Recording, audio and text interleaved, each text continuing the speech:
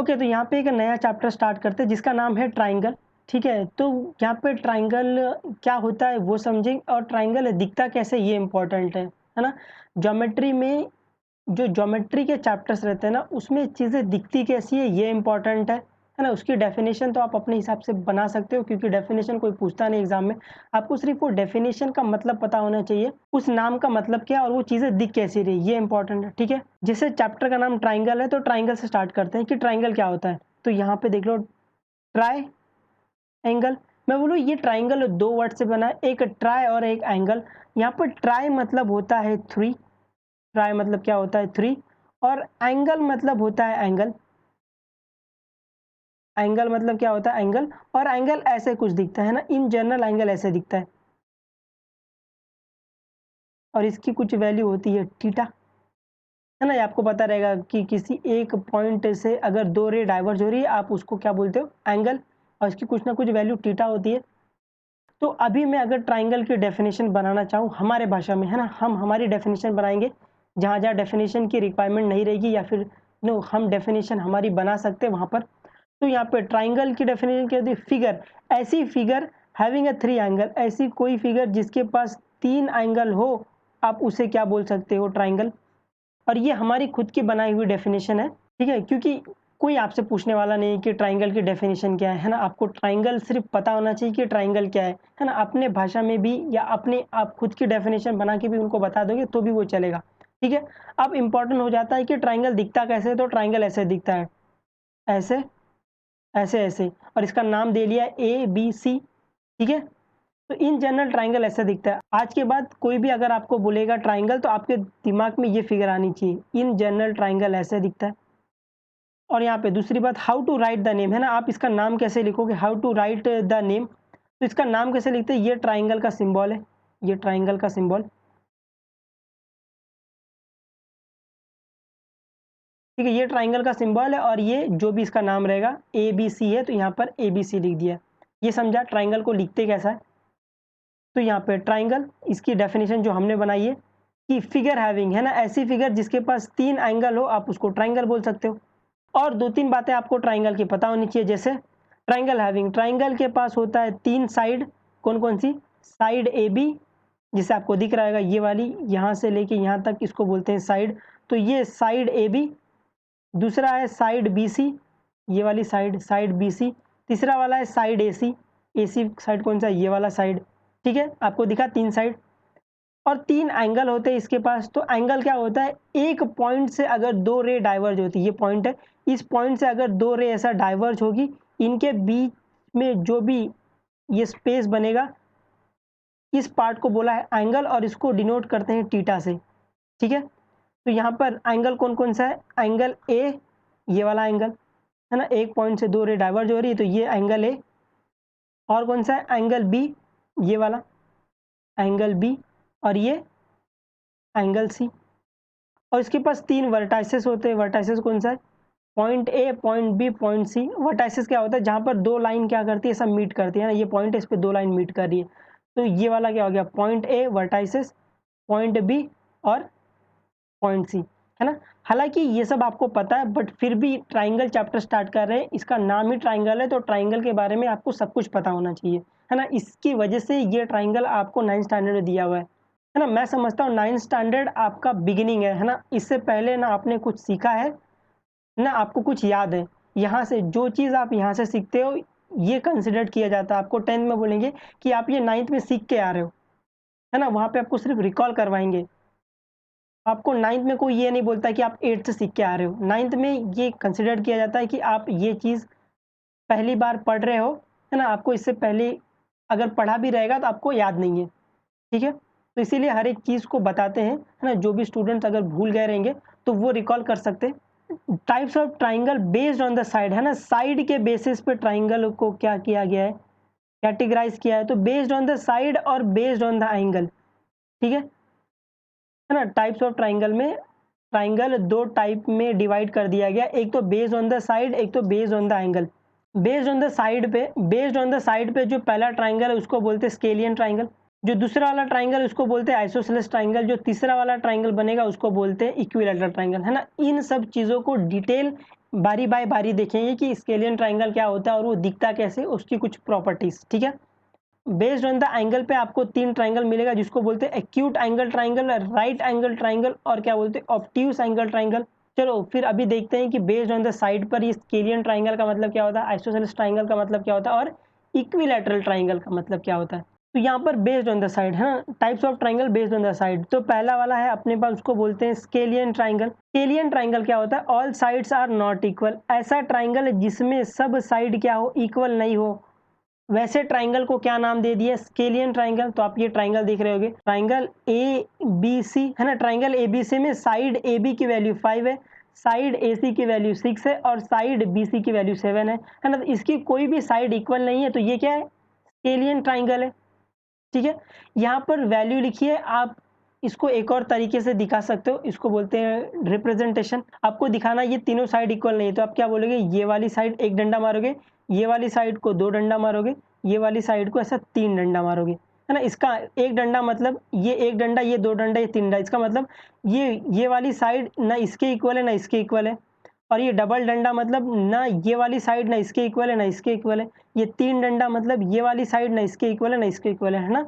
तो आप ऐसे भी दिखा सकते हो, या फिर आपके पास अगर इसकी वैल्यू पता है तो आप ये वैल्यू लिखकर भी बता सकते हो, है ना। हम लोग ये वाला प्रेफर करेंगे क्योंकि हर बार अपने को साइड की वैल्यू पता हो ये ज़रूरी नहीं है। तो अगर ये तीनों साइड इक्वल नहीं तो हम लोग इसको ऐसे दिखाते हैं, है ना। आपको ये पता होना चाहिए। दूसरा है जिसको बोलते हैं आइसोसेलेस ट्राइंगल। आइसोसेलेस ट्राइंगल में आपने देखा, अगर आपने सुना तो ये आइसोस्केलियन ट्राइंगल है ना, आइसोसेलेस है। ये भी 2 वर्ड से बना हुआ है, आइसो और स्केलियन, है ना। आइसोस्केलियन, यहाँ पे आइसो का मतलब होता है सेम। आइसो का मतलब क्या होता है, इधर आइसो का मतलब होता है सेम। तो सेम स्केलियन ट्राइंगल, है ना। स्केलियन ऊपर पढ़ के आ रहा है, स्केलियन क्या होता है, जिसकी कोई साइड सेम नहीं होती है। तो आइसो मतलब सेम स्केलियन ट्राइंगल, तो ऐसा स्केलियन ट्राइंगल जिसकी क्या हो, साइड सेम हो, आप उसको आइसोस्केलेस ट्राइंगल बोलते हो, है ना। आप यहाँ से याद रख सकते हो, आइसो मतलब सेम, इसीलिए ये ट्राइंगल में कोई भी 2 साइड क्या होगी, इक्वल होगी। यहाँ पे इसकी डेफिनेशन है एटलीस्ट, है ना। एटलीस्ट मतलब कम से कम, यहाँ पे लिख लो अगर आपको पता नहीं एटलीस्ट का मतलब। एटलीस्ट का मतलब होता है कम से कम, ठीक है। कम से कम 2 साइड इक्वल, ऐसे ट्राइंगल को आप आइसोसेलेस ट्राइंगल बोलते हो। इसको याद रखने के लिए आप ये याद रख सकते हो, आइसो मतलब सेम होता है। तो ऐसा ट्राइंगल है जिसकी कम से कम 2 साइड सेम हो। तो ये वाली साइड की वैल्यू 6 है और ये वाली साइड की वैल्यू 6 है ना। तो ये आइसोसेलेस ट्राइंगल हो गया। मेरे को इससे मतलब नहीं इसकी वैल्यू क्या है, 2 साइड की वैल्यू मुझे सेम मिल गई तो ये आइसोसेलेस ट्राइंगल हो जाएगा। ये समझा। इसको भी आप लोग ऐसे दिखा सकते हो, एक डंडा, इसको एक डंडा, है ना, क्योंकि ये दोनों साइड सेम है तो इसीलिए इसको एक डंडा, इसको एक डंडा, है ना। ये इससे मतलब नहीं ना मेरे को, ये तो कुछ भी साइड हो, ठीक है, ये समझा।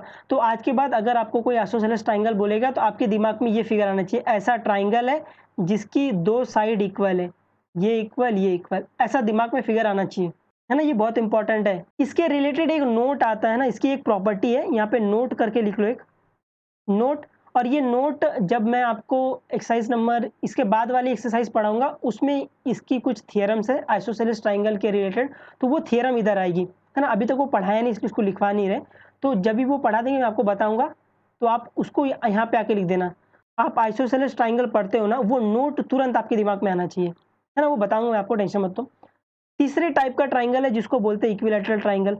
इक्विलैटरल, इक्वी मतलब होता है इक्वल, इक्वी मतलब क्या होता है, इक्वी मतलब होता है इक्वल, और लैटरल मतलब आपको पता ही है, लैटरल मतलब होता है साइड, ठीक है। तो ऐसा ट्राइंगल जिसकी सब साइड क्या हो, इक्वल हो, है ना। नाम से ही आपको पता है इक्वी, इक्वी मतलब इक्वल, लैटरल मतलब साइड। तो ऐसा ट्राइंगल जिसकी सब साइड इक्वल हो, है ना। ऑल साइड्स आर इक्वल, इसकी डेफिनेशन भी वही है, ऑल साइड्स आर इक्वल, आप उसको बोलते हैं इक्विलैटरल ट्राइंगल, ठीक है। ऑल साइड्स इक्वल मतलब इसकी वैल्यू भी 6 है, इसकी वैल्यू भी 6 है, तो इसकी वैल्यू भी 6 है ना। आप इसको इस तरीके दिखा सकते हो, ये वाला सेम, ये वाला सेम, ये वाला सेम, है ना। ये एक डंडा मतलब ये डंडा मतलब इसकी जो वैल्यू रहेगी, है ना, ज़रूरी नहीं 6 है, इसकी जो भी वैल्यू रहेगी वो इसके इक्वल है और वो इसके इक्वल है ना। इसलिए एक डंडा, एक डंडा, एक डंडा, है ना। आई होप आपको ये बेस्ड ऑन द साइड के बेसिस पे आपको ट्राइंगल पता चला कि कौन-कौन से होंगे। आपको क्या याद रखना है कि अगर आपको अगर आपको स्केलियन ट्राइंगल दिखा तो आपको ये वाली डायग्राम दिमाग में आना चाहिए कि कोई भी साइड इक्वल नहीं होती है। आइसोसेलेस ट्राइंगल बोला तो आइसो मतलब सेम, तो कोई भी दो साइड क्या होगी, इक्वल होगी, है ना, एटलीस्ट कम से कम दो साइड इक्वल होगी, या आप ये बोल सकते हो कोई दो साइड इक्वल होगी। और इक्विलैटरल, जैसे नाम में ये इक्विलैटरल, इक्वल साइड, तो ऐसा ट्राइंगल जिसकी सब साइड इक्वल हो आप उसे इक्विलैटरल बोलते हो, है ना। आई होप ये क्लियर है। ठीक है, अभी बेस्ड ऑन द एंगल के बेसिस पे हम लोग ने तीन टाइप के ट्राइंगल देखे थे। पहला वाला जिसका नाम है एक्यूट एंगल ट्राइंगल, है ना। आपने ये एक्यूट पिछले चैप्टर में देखा रहेगा। एक्यूट एंगल मतलब क्या होता है? एक्यूट मतलब छोटा, है ना, छोटा। एक्यूट मतलब क्यूट कौन होता है? बच्चे लोग। और बच्चे लोग कैसे होते हैं? छोटे, लेकिन कितने छोटे? लेस देन 90, है ना। आप ऐसे याद रख सकते हो। एक्यूट मतलब छोटा बच्चा, कितना छोटा बच्चा? कितना छोटा? Less than 90। तो एक्यूट एंगल ट्राइंगल, तो ये क्या बोलता है? ट्राइंगल में all angle is less than 90। Acute angle triangle वो ट्राइंगल है जिसमें हर एक एंगल क्या हो? लेस देन 90 डिग्री हो। तो आप ये ट्राइंगल ए बी सी देख सकते हो, ट्राइंगल ए बी सी। इस ट्राइंगल में सब एंगल क्या है? लेस देन 90 डिग्री है। तो ये ऐसे ट्राइंगल को क्या बोलोगे आप? ऐसे ट्राइंगल को आप एक्यूट एंगल ट्राइंगल बोलोगे। ये समझा। दूसरे टाइप का ट्राइंगल आता है based on the angle, right angle triangle. तो राइट एंगल ट्राइंगल, ट्राइंगल में one angle is a right angle. Right angle मतलब 90 डिग्री। तो ट्राइंगल में अगर एक एंगल 90 डिग्री है तो आप उस ट्राइंगल को राइट एंगल बोलते हो। तो राइट एंगल ट्राइंगल ऐसा दिखता है जिसका एक एंगल क्या हो? 90 डिग्री। ये जो सिंबल है ये 90 डिग्री का है ना। आपको ये कहीं मिल जाए तो इसका मतलब क्या होता है? इसकी वैल्यू 90 डिग्री होगी। ठीक है, तो ट्राइंगल में अगर एक एंगल की वैल्यू अगर 90 डिग्री हो जाए तो उस ट्राइंगल को आप क्या बोलते हो? राइट ट्राइंगल बोलते हो, या फिर राइट एंगल ट्राइंगल, है ना। अगर आपको कहीं ऐसा लिखा मिल जाए राइट ट्राइंगल तो कंफ्यूज मत होना, है ना। कोई कोई ये एंगल लिखता है, कोई कोई ये एंगल नहीं लिखता है। ठीक है, बट ये बोलने में अच्छा लगता है राइट एंगल ट्राइंगल, तो इसीलिए ये एंगल लिखा हुआ है। थर्ड आता है जिसको बोलते हैं ऑब्ट्यूज एंगल ट्राइंगल। ऑब्ट्यूज मतलब बड़ा। ऑब्ट्यूज मतलब क्या होता है? बड़ा।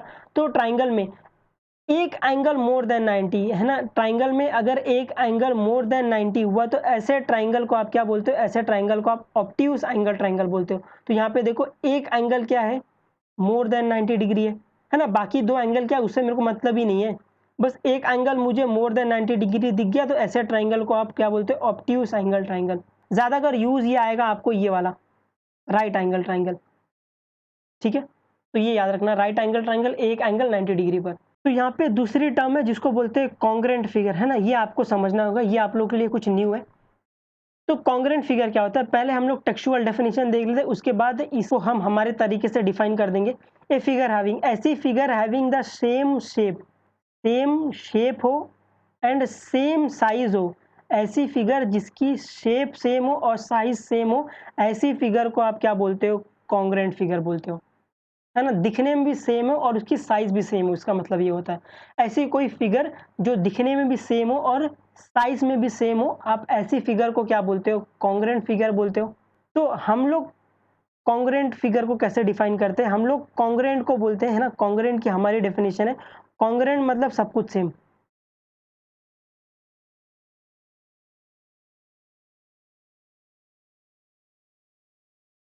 हमारी डेफिनेशन क्या है कॉन्ग्रेंट की? कॉन्ग्रेंट मतलब सब कुछ सेम। क्या बोलोगे? कॉन्ग्रेंट मतलब सब कुछ सेम। तो हमारे हिसाब से कॉन्ग्रेंट फिगर की डेफिनेशन क्या हो गई? फिगर, ऐसी फिगर जिसका सब कुछ सेम हो, आप उसको कॉन्ग्रेंट फिगर बोलोगे। उस फिगर की आप कोई भी चीज उठा लो वो सेम रहेगी, है ना। लेंथ उठा लो, ब्रेथ उठा लो, है ना, जो भी उठा लो वो सेम रहेगी। ठीक है, ये कॉन्ग्रेंट फिगर की एक और डेफिनेशन आती है। अगर आपके पास फिगर एक्चुअल में प्रेजेंट है ना, फिगर अगर आपके पास एक्चुअल में प्रेजेंट है तो figure that cover each other, है ना। ऐसी फिगर जो एक दूसरे को कवर कर ले।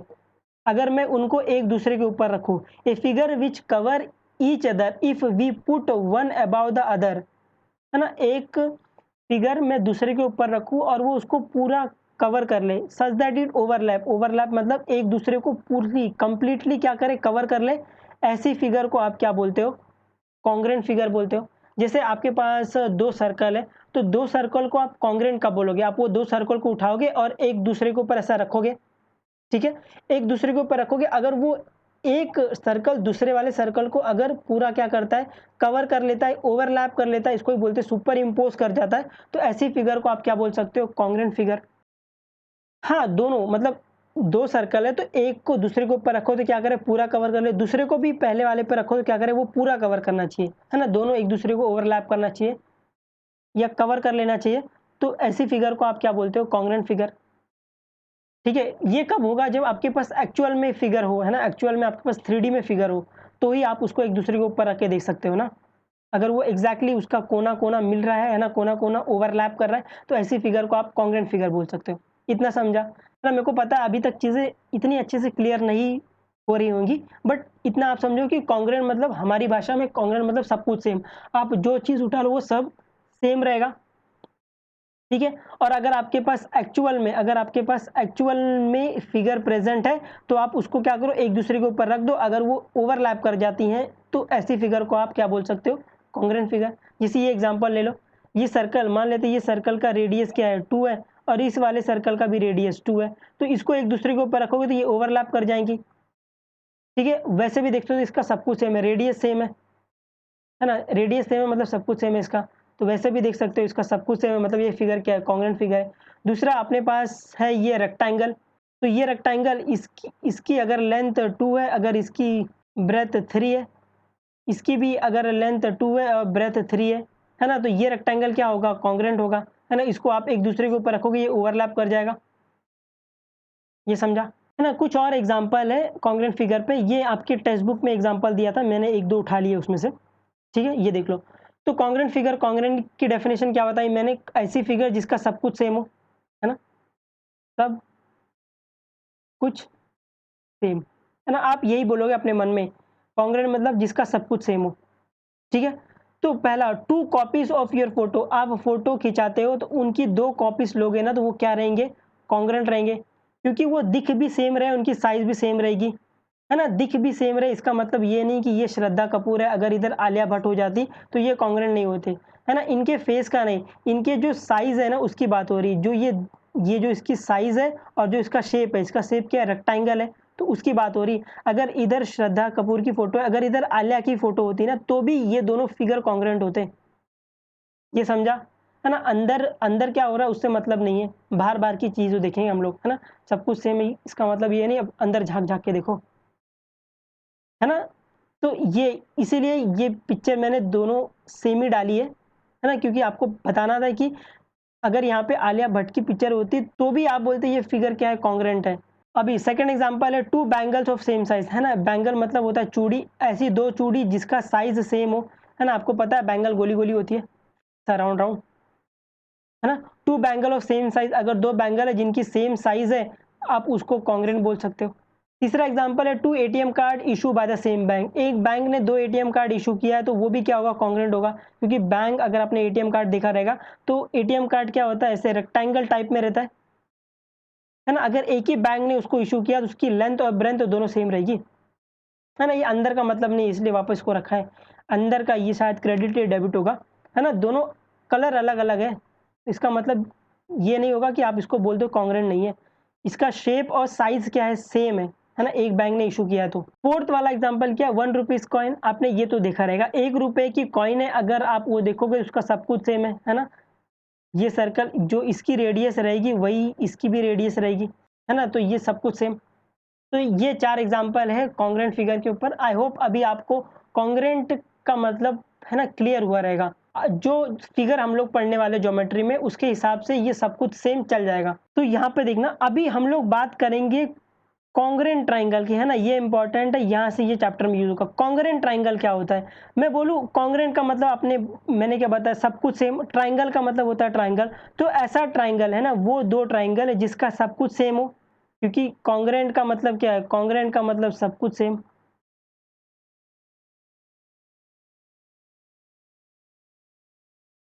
कॉन्ग्रुएंट का मतलब क्या बेटा, कॉन्ग्रुएंट का मतलब सब कुछ सेम, और ट्रायंगल मतलब ट्रायंगल, है ना, ये ट्रायंगल। तो 2 ट्रायंगल कॉन्ग्रुएंट कब बोलेंगे, 2 ट्रायंगल जिसका सब कुछ सेम हो, आप उससे ट्रायंगल को क्या बोल सकते हो, कॉन्ग्रुएंट ट्रायंगल। ये समझा, है ना। आप इसकी दूसरी डेफिनेशन भी बोल सकते हो, 2 ट्रायंगल्स आर कॉन्ग्रुएंट, है ना। 2 ट्रायंगल को कॉन्ग्रुएंट कब बोलेंगे, if and only if one of them made be overlap या फिर सुपर इम्पोज, है ना। एक ट्रायंगल को दूसरे ट्रायंगल के ऊपर रखो और वो क्या करे, सुपर इम्पोज कर दे, है ना, या ओवरलैप कर दे, so that it cover exactly, है ना, उसको एग्जैक्टली कवर कर ले। जैसे ये ट्रायंगल है, triangle ABC, triangle A B C और ट्राइंगल क्या है, triangle P Q R, triangle P Q R, है ना। ये दो ट्राइंगल कॉन्ग्रुएंट होंगे अगर मैं इनको एक दूसरे के ऊपर रखूं, है ना। मान लेते हैं कि मैं ट्राइंगल एबीसी को उठाकर अगर पी के ऊपर रखूं, अगर मैं उठाकर ट्राइंगल पी क्यू आर के ऊपर रखूं तो ये क्या करेगा, ये कॉन्ग्रुएंट है तो क्या करेगा, इसको पी क्यू आर को एग्जैक्टली कवर कर लेगा, है ना, ओवरलैप कर जाएगा, सुपर इम्पोज कर जाएगा। ये समझा, है ना। कॉन्ग्रुएंट ट्राइंगल समझा रहेगा आपको, है ना। कॉन्ग्रुएंट मतलब सब कुछ सेम, ट्राइंगल मतलब ट्राइंगल, ऐसे दो ट्राइंगल जिसका सब कुछ सेम रहेगा, है ना। इसकी आप दूसरी डेफिनेशन भी बता सकते हो, जो एक दूसरे को ओवरलैप कर जाए। अगर आपके पास एक्चुअल में ट्राइंगल प्रेजेंट है तो आप वैसा एक के ऊपर एक रख के देख सकते हो। अब यहाँ पर देखना, यहाँ पर एक मैं आपको इम्पोर्टेंट चीज़ बताना चाहता हूँ, है ना। ये जस्ट फॉर इन्फॉर्मेशन है ना, आपको कुछ समझाने के लिए। ध्यान से देखना, ये इंपॉर्टेंट है, यहाँ से इस चैप्टर का आधा कॉन्सेप्ट बिल्ड हो जाएगा, ठीक है। If two triangles are congruent, दो ट्राइंगल, ट्राइंगल का नाम ट्राइंगल एबीसी और ट्राइंगल पीक्यूआर कॉन्ग्रुएंट, है ना। जब दो ट्राइंगल कॉन्ग्रुएंट होते हैं तब क्या होता है, अगर मैं एक को दूसरे के ऊपर रखूं तो क्या करेगा, सुपर इम्पोज कर जाएगा, ओवरलैप कर जाएगा, है ना, एक दूसरे को एग्जैक्टली कवर कर लेगा, कवर एग्जैक्टली। इस बात से एग्री हो मेरे, है ना। दो ट्राइंगल कॉन्ग्रुएंट है तो अगर मैं एक को दूसरे के ऊपर रखूं तो क्या होगा, वो दूसरे वाले ट्राइंगल को पूरा का पूरा कवर कर लेगा, है ना। तो अगर मैं बोल रहा हूं कि ट्राइंगल एबीसी कॉन्ग्रुएंट है पी क्यू आर के, मैं बोल रहा हूँ कॉन्ग्रुएंट है, तो आप ट्राइंगल एबीसी को उठा के अगर ट्राइंगल पी क्यू आर पे रखोगे तो क्या करेगा, ये इसको कवर कर लेगा, है ना। तो यहाँ मैं बोलूँ कॉन्ग्रुएंट है, कॉन्ग्रुएंट है ना। ए ट्राइंगल एबीसी, इसे वापस लिख लेते, ट्राइंगल ए बी सी क्या है, कॉन्ग्रुएंट है, कॉन्ग्रुएंट है किसके, ट्राइंगल पी क्यू आर, है ना। ये समझा।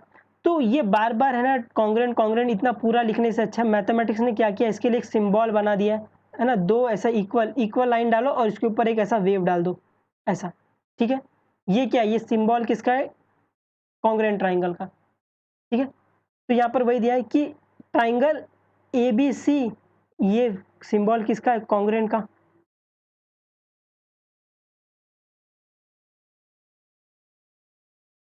ये समझा।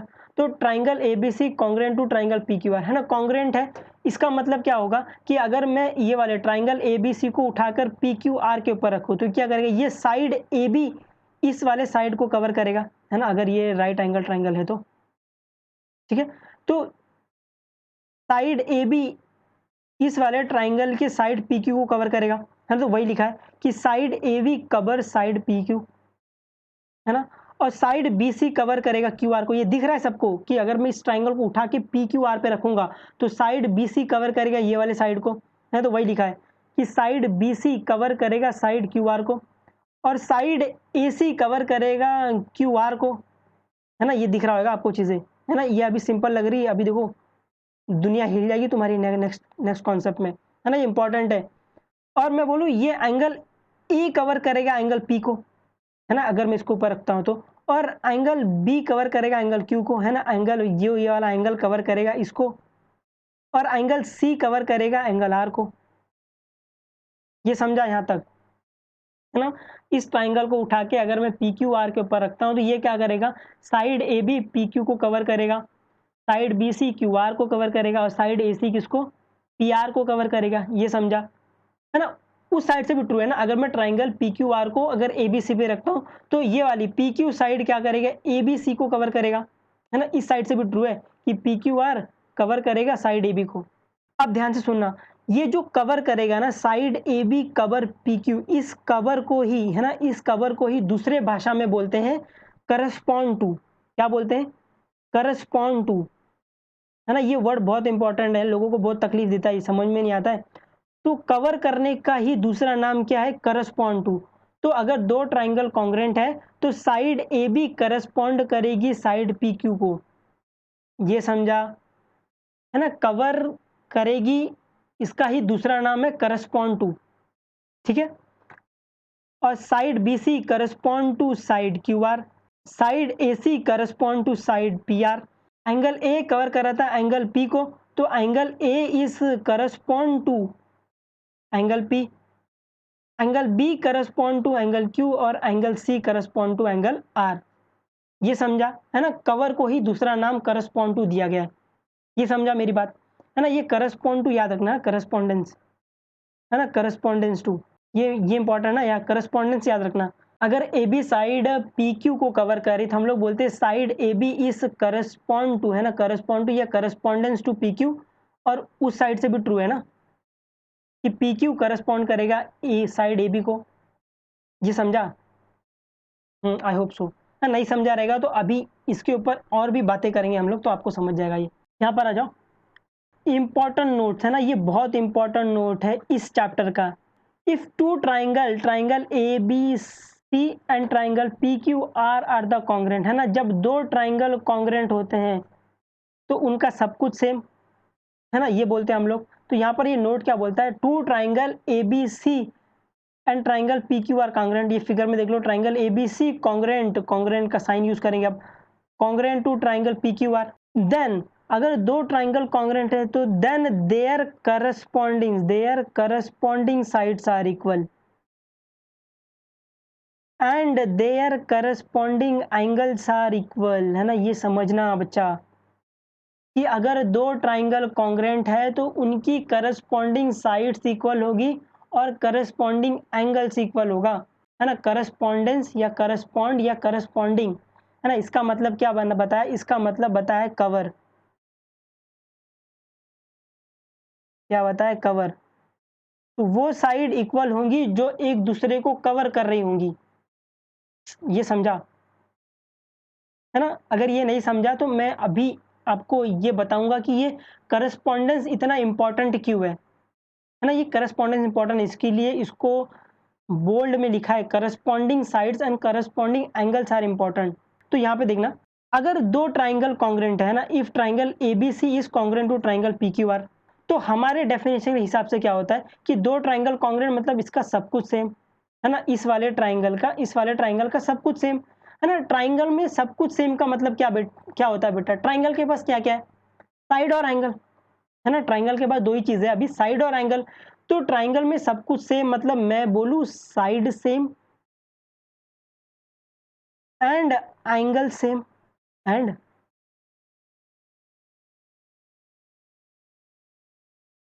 है ना? अभी ट्राइंगल के बाद दो ही चीज है ना, दो ट्राइंगल कॉन्ग्रेंट मतलब उन दोनों ट्राइंगल का सब कुछ सेम। तो ट्राइंगल के पास क्या है फिलहाल अभी, साइड्स और एंगल है, तो मैं बोलूं साइड सेम एंगल सेम, है ना? टेक्निकल डेफिनेशन ये होनी चाहिए थी, बट उन्होंने क्या बोला है, करस्पॉन्डिंग साइड्स, है ना? उन्होंने सिर्फ साइड नहीं बोला है कि side same and angle same, but हमने जो डेफिनेशन जो मैंने बताई है उसके हिसाब से तो यही आ रहा है, साइड सेम एंगल सेम, है ना? बट ध्यान से देखना, ये वाली जो हमारी वाली जो हमने अभी ये बोला है साइड सेम इक्वल सेम, ये क्या अधूरा है, जैसे समझना कि साइड सेम और एंगल सेम इसका मतलब क्या होता है। अभी साइड सेम और एंगल सेम का मतलब क्या होता है, मैं बोलूं साइड सेम एंगल का सेम मतलब ये वाले ट्राइंगल ए बी सी की जो साइड रहेगी वो इक्वल रहेगी पी क्यू आर के। अगर मैं ये वाली साइड की बात कर रहा हूँ, साइड ए बी की बात कर रहा हूँ, ये वाले ट्राइंगल में मैं बोलूं साइड ए बी इक्वल रहेगी दूसरे वाले ट्राइंगल में किसी ना किसी एक साइड से, है ना? इसका मतलब ये हो गया साइड सेम का कि साइड ए बी, इस वाले ट्राइंगल में साइड ए बी इक्वल रहेगा दूसरे वाले ट्राइंगल में किसी ना किसी एक साइड से, है ना? यही मतलब हुआ ना साइड सेम, कि इसकी एक साइड दूसरे वाले ट्राइंगल के किसी ना किसी एक साइड से सेम होगी, है ना? लेकिन मैथमेटिक्स में ये होगी करके कुछ नहीं होता, है ना? कि साइड सेम होगी, है ना? We don't talk in future कि होगा, है ना? ये हो सकता है ना? मैथमेटिक्स हो सकते में बिलीव ही नहीं रखता वो बोलता है तो है, नहीं तो नहीं हो, है ना? ये रियलिटी लाइफ नहीं चल रही है कि वो मेरे को लाइक करती होगी, है ना? या तो वो लाइक करती है या तो नहीं लाइक करती है। तो वैसे ही यहाँ पर साइड सेम मतलब ये वाली साइड इस वाले ट्राइंगल की किसी न किसी एक साइड से क्या होगी, इक्वल होगी, है ना? बट मेरे को अभी श्योर बताना है ना, मेरे को अभी जानना है कि ये वाली साइड एक्चुअल में ये वाले ट्राइंगल के किस साइड से इक्वल होगी, है ना? मुझे जानना है ना, मुझे ये होगी में बिलीव ही नहीं है ना, ये होगी अभी मैं यहाँ देखते बैठूँ क्या कि यहाँ पर ये इस वाले ट्राइंगल में कौन से साइड के साथ में ये क्या होगी, इक्वल होगी। तो अभी इस प्रॉब्लम को ओवरकम करने के लिए इन्होंने क्या किया, इन्होंने करस्पॉन्डेंस को पिक्चर में लाया, इन्होंने क्या बोला, करस्पॉन्डेंस।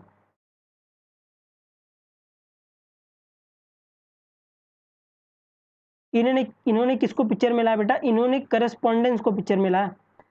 तो ये क्या बोलते हैं कि अगर दो ट्राइंगल कॉन्ग्रेंट है तो वही साइड वही एंगल सेम होगा जो एक दूसरे को कवर कर रहे हैं। मैंने कवर करने को ही क्या बोला है? करस्पॉन्डेंस बोला है। तो वही साइड वही एंगल सेम होंगे जो एक दूसरे को करस्पॉन्ड कर रहे होंगे। इसीलिए ये डेफिनेशन बनी है कि when the two triangles are congruent, यहाँ पे देखना when the two triangles are congruent तो their corresponding sides and corresponding angles are equal. ये समझा ये करस्पॉन्डिंग पिक्चर में क्यों आया, है ना? ये वाली साइड सेम एंगल सेम से काम क्यों नहीं चला? आई होप आपको ये क्लियर हुआ रहेगा। जो बातें आपको याद रखनी है वो ये वाली याद रखनी है कि जब दो ट्राइंगल कॉन्ग्रेंट होता है ना, इसका एक मैथमेटिकल वे देख लो। If two triangle triangle ABC, ये कॉन्ग्रेंट की साइन है, triangle ABC congruent to triangle PQR, then their corresponding sides are equal. वो साइड इक्वल होंगी जो एक दूसरे को कवर कर रही होंगी। तो यहाँ पर एंगल ए कवर कर रहा है एंगल पी को, एंगल बी कवर कर रहा है एंगल सी को, तो एंगल ए इक्वल होगा एंगल पी के, एंगल बी इक्वल होगा एंगल क्यू के, एंगल सी इक्वल होगा एंगल आर के। क्योंकि एंगल ए पी को कवर करेगा, एंगल बी क्यू को कवर करेगा और एंगल सी किसको? आर को कवर करेगा। ये समझा? और साइड ए बी कवर करता है साइड पी क्यू को, तो इसकी करस्पॉन्डिंग साइड्स इक्वल होगी, है ना? साइड ए बी इक्वल होगा साइड पी क्यू के, और साइड बी सी इक्वल होगा साइड क्यू आर के, और साइड ए सी इक्वल होगा साइड पी आर के। इतना समझा आपको, है ना? आई होप ये आपको करस्पॉन्डेंस का, है ना, थोड़ा सा ज्ञान हुआ रहेगा, है ना? थोड़ी सी फीलिंग आ रही होगी। करस्पॉन्डिंग मतलब कवर, है ना? Cover, corresponding sides are equal, इसका मतलब क्या था? वो साइड जो एक दूसरे को कवर कर रही वो इक्वल होंगी, है ना? इसको और भी पढ़ेंगे, है ना? आगे आगे पढ़ते जाएंगे तो ये आपको करस्पॉन्डेंस और भी क्लियर होते जाएगा। बट अभी के लिए जो समझा है वो समझा, है ना? I hope so. अभी यहाँ पर एक और नोट है ना? ये इंपॉर्टेंट नहीं, ये सिर्फ समझाने के लिए बात है। नोट, यहाँ पे नोट क्या है? If you want to show, है ना, अगर आपको दिखाना है टू ट्राइंगल्स आर कॉन्ग्रेंट, है अभी आपको दो ट्राइंगल अगर कॉन्ग्रेंट दिखाना है, ठीक है? तो यहाँ यहाँ पे देख लो एक वाला, एक बार यहाँ देख लो। अगर दो ट्राइंगल कॉन्ग्रेंट था तो उनकी corresponding sides and corresponding angles are equal, है ना? इफ दो ट्राइंगल कॉन्ग्रेंट, इनकी जो तीन करस्पॉन्डिंग एंगल्स थे वो इक्वल थे, इनके जो तीन करस्पॉन्डिंग साइड्स थी वो इक्वल थी, है ना? अगर ये ट्राइंगल कॉन्ग्रेंट है तब ऐसा हो रहा है। बट अगर मुझे दो ट्राइंगल को कॉन्ग्रेंट दिखाना है तो मैं बोलूँ मुझे दिखाना पड़ेगा, है ना? You have to show that three side equal and three angles equal, है ना? दो ट्राइंगल को अगर आपको कॉन्ग्रेंट दिखाना है, ट्राइंगल का नामकरण कर लेते ए बी सी, और इस वाले ट्राइंगल को नाम देते पी क्यू आर। तो अगर आपको दो ट्राइंगल को कॉन्ग्रेंट दिखाना है तो आपको मैं बोलूँ तीन साइड इक्वल दिखानी पड़ेगी और तीन एंगल इक्वल दिखाना पड़ेगा, उसके बाद आप बोल पाओगे दो ट्राइंगल क्या कॉन्ग्रेंट है। तो मैं बोलूँ तीन तीन टोटल छह चीज आपको इक्वल दिखानी पड़ेगी, है ना? एक मामूली दो ट्राइंगल को कॉन्ग्रेंट दिखाने के लिए छह छह चीज को प्रूव करना अपने आप में एक हेडेक है भाई, है ना? आप ये पहले आप दिखाओ साइड ए बी किस, है, पी क्यू के इक्वल है, किसी एक के इक्वल है, फिर ये दिखाओ ये साइड इक्वल है, फिर दिखाओ ये साइड इक्वल है, फिर दिखाओ ये एंगल इक्वल है, फिर दिखाओ ये एंगल इक्वल है, फिर दिखाओ ये एंगल इक्वल है ना? टोटल छह चीज दिखाओ, उसके बाद आप बोलोगे ये ट्राइंगल क्या है? कॉन्ग्रेंट है ना? तो ये अपने आप में एक हेडेक हो गया, है ना? हमारे सर ऐसा बनाते थे जब भी प्रॉब्लम आती थी, है ना? ये अपने आप में एक प्रॉब्लम हो गया।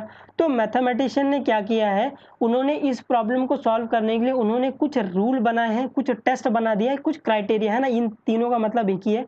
उन्होंने बोला है कि अगर आपको दो ट्राइंगल कॉन्ग्रेंट प्रूफ करना है तो आप, हमारे पास ये दो तीन पाँच छः क्राइटेरिया है, आप उनका यूज़ करो। उनका यूज़ करने के बाद आप इजीली बता सकते हो कि दो ट्राइंगल कॉन्ग्रेंट है कि नहीं है ना? उस क्राइटेरिया में आपको सिर्फ तीन चीज इक्वल दिखानी है ना? सिर्फ तीन चीज, उसकी मदद से आप किसी भी दो ट्राइंगल को कॉन्ग्रेंट बता सकते हो। ये समझा, है ना? तो वो क्राइटेरिया पढ़ना इंपॉर्टेंट हो जाएगा, है ना? कहाँ हम लोग को छः छः चीज दो ट्राइंगल को कॉन्ग्रेंट दिखाने के लिए हम लोग को छः छः चीज इक्वल दिखानी पड़ेगी। इससे अच्छा हम लोग वो तीन चीज ना दिखा दे इक्वल, है ना? तो वो क्राइटेरिया पढ़ते हैं अभी। उस क्राइटेरिया से आप किसी भी दो ट्राइंगल को आप क्या बोल सकते हो? कॉन्ग्रेंट बता सकते हो, है ना? आई होप आपको ये समझा कि ये वाला मैंने आपको क्यों बताया। क्योंकि हर एक चीज़ को पढ़ने का अपना एक मतलब होता है। तो उस क्राइटेरिया को पढ़ने का ये मोटो है कि अगर वो क्राइटेरिया ना होता तो हम लोग को 2 ट्राइंगल को कॉन्ग्रुएंट प्रूफ करने के लिए 6 चीज़ इक्वल दिखानी पड़ती, है ना? तो वो क्राइटेरिया कतई इम्पोर्टेंट है ना? पूरे चैप्टर में बवाल मचा के रखेगा। Criteria for congruents of the triangle, है ना? ये क्राइटेरिया, आप इसको क्राइटेरिया बोल लो या फिर रूल बोल लो या फिर टेस्ट बोल लो, है ना? एक ही बात है ना? मैं इसको हमेशा टेस्ट बोलता हूँ। ये टेस्ट है, एक काइंड ऑफ ये टेस्ट है, लेकिन आप इसको आपके एनसीईआरटी में ये दिया हुआ है, कॉन्ग्रुएंट रूल दिया हुआ है, तो आप ये बोलोगे, है ना? आप ये टेस्ट नहीं बोलोगे, है ना? ये टेस्ट किसी बुक में मैंने देखा था, तो इसलिए मैंने टेस्ट भी लिख दिया, ठीक है? तो यहाँ पे ये पहली क्राइटेरिया, पहला रूल, पहला टेस्ट क्या बोलता है? इसका नाम है SAS। एस मतलब साइड, ए मतलब एंगल और एस मतलब साइड। ये समझा? SAS side, angle, side, congruent rule. तो SAS कॉन्ग्रुएंट रूल क्या बोलता है? If two triangles are congruent, है ना? आपको 2 ट्राइंगल को कॉन्ग्रुएंट दिखाना है। इफ, अगर two sides and the including angle, ये इंपॉर्टेंट है बेटा, इंक्लूडिंग एंगल इंपॉर्टेंट है ना? 2 साइड, है ना? आपको 2 साइड इक्वल दिखानी है and including angle of a one triangle E are equal to the two sides and the including angle of the other triangle, है ना? यहाँ से आपको कुछ नहीं समझा रहेगा, ठीक है? तो मैं समझाता हूँ कि SAS कॉन्ग्रुएंट रूल या फिर SAS टेस्ट का मतलब क्या होता है? वो बोल रहा है अगर आपको 2 ट्राइंगल को कॉन्ग्रुएंट दिखाना है तो उस ट्राइंगल की 2 साइड और एक एंगल आपको क्या दिखाना पड़ेगा? इक्वल दिखाना पड़ेगा, ठीक है? तो फिगर में देख लेते हैं कि अगर ट्राइंगल ABC को मुझे दिखाना है कॉन्ग्रुएंट है ट्राइंगल PQR को, तो मैं इसकी 2 साइड मान लेते हैं, ये वाली साइड इसके इक्वल है ना 1 डंडा, ये वाली साइड इसके इक्वल है 2 डंडा, है ना? 2 साइड इक्वल मिल गई। और क्या है? इंक्लूडिंग एंगल मतलब इसके बीच का एंगल, 2 साइड के बीच का एंगल उसको बोलते हैं इंक्लूडिंग एंगल, है ना? तो 2 साइड के बीच वाला जो एंगल रहेगा आपको इसको इक्वल दिखाना है। अगर आप ऐसा दिखा पाते हो तो बाय SAS रूल या फिर टेस्ट की मदद से आप इन दोनों को आप क्या बोल सकते हो? कॉन्ग्रुएंट बोल सकते हो। ये समझा? है ना? इसके लिए, इसीलिए इसका नाम SAS टेस्ट है। 2 साइड के बीच में एक एंगल इक्वल दिखाना है ना? आप इसको ऐसे याद रख सकते हो। 2 साइड के बीच में एक एंगल आपको इक्वल दिखाना है। तो ये 2 साइड इक्वल है, इसके बीच का एक एंगल ये भी इक्वल है ना? बाय दिस टेस्ट आप ये 2 ट्राइंगल को कॉन्ग्रुएंट बोल सकते हो। अब मुझे आपसे अगर आपको ये समझा है तो मुझे आपको 3-4 क्वेश्चन पूछने हैं, है ना? ये इंपॉर्टेंट हो जाएगा। अगर मुझे ये 2 ट्राइंगल, है ना, नाम नहीं लिख रहा मैं आपको, अगर मुझे ये 2 ट्राइंगल को इस वाले टेस्ट से या इस वाले रूल से मुझे कॉन्ग्रुएंट बताना है, तो मैं क्या-क्या चीज़ें इक्वल बताऊँगा? मान लेते हैं ये वाली साइड इसके इक्वल है, ये वाली साइड मान लेते हैं इसके इक्वल है।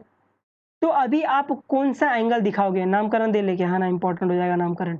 A, B, C, P, Q, R, ठीक है? अगर ये साइड इस वाले साइड्स के इक्वल है ना दूसरे ट्राइंगल में, और ये वाली साइड इस वाले साइड से इक्वल है इस ट्राइंगल में, तो अभी आप कौन से एंगल को इक्वल दिखाओगे? है ना? कौन से एंगल को ये इंपॉर्टेंट हो जाएगा। इन दोनों साइड के बीच में जो एंगल रहेगा, इन दोनों साइड के बीच में एंगल कौन सा है? ये वाला एंगल। तो आप ये वाला एंगल दिखाओगे इक्वल ये वाले एंगल के। ये समझा? है ना? आप इन 2 एंगल को इक्वल दिखा के आप ये टेस्ट नहीं लगा सकते, क्योंकि वो बोल रहा है SAS कॉन्ग्रुएंट रूल, मतलब साइड, एंगल, साइड। तो ये साइड हो गया, ये एंगल हो गया, ये साइड हो गया, है ना? नाम जस्टिफाई करना चाहिए। क्यों ये इंपॉर्टेंट है? बच्चे लोग अपने ही टेस्ट लगाते हैं इसमें, है ना? इसका नाम मैथमेटिशियन ने SAS टेस्ट दिया है, तो इसका कुछ मतलब है। बच्चे लोग अपने ही टेस्ट लगा रहे हैं, इसको SAS बना रहे हैं, इसको ASS बना रहे हैं, है ना? ये कंप्लीटली रॉन्ग है, ऐसा कोई टेस्ट नहीं होता है ना? 0 मिलेगा सीधा एग्जाम में। तो ये साइड, एंगल, साइड ये इंपॉर्टेंट है कि आपको एक साइड फिर एंगल फिर साइड इक्वल दिखाना है ना? आप किसी, है ना, 2 साइड इक्वल, आप ये वाले एंगल को इक्वल दिखाकर आप नहीं बोल सकते कि ये बाय SAS टेस्ट से दोनों ट्राइंगल कॉन्ग्रुएंट है। ये समझा? और भी एग्जांपल लेते हैं कि अगर मैंने ये वाली साइड इसके इक्वल दिखाई, ये वाली साइड इसके इक्वल दिखाई, तो मुझे अगर ये दोनों ट्राइंगल को कॉन्ग्रुएंट प्रूफ करना है बाय SAS टेस्ट, तो मुझे ये वाला एंगल इस वाले एंगल के इक्वल दिखाना पड़ेगा। SAS, समझा? और देख लेते हैं कि अगर मुझे ये वाला ट्राइंगल मुझे इक्वल मिला, ये वाला एंगल, अगर मुझे ये वाला एंगल इसके इक्वल मिला, तो अगर मुझे इस टेस्ट से इस ट्राइंगल को कॉन्ग्रुएंट दिखाना है, तो मुझे ये वाली साइड इसके इक्वल प्रूफ करनी पड़ेगी और ये वाली साइड इसके इक्वल दिखानी पड़ेगी। ये समझा? है ना? जब सम्स करेंगे मैं आपको फॉर्मली बताऊँगा, ये इतना हार्ड नहीं है, बस आपको ये समझना है कि SAS टेस्ट का मतलब क्या होता है ना? साइड एंगल साइड आना चाहिए। है ना? आई होप आपको ये समझा, इतना समझाने के बाद।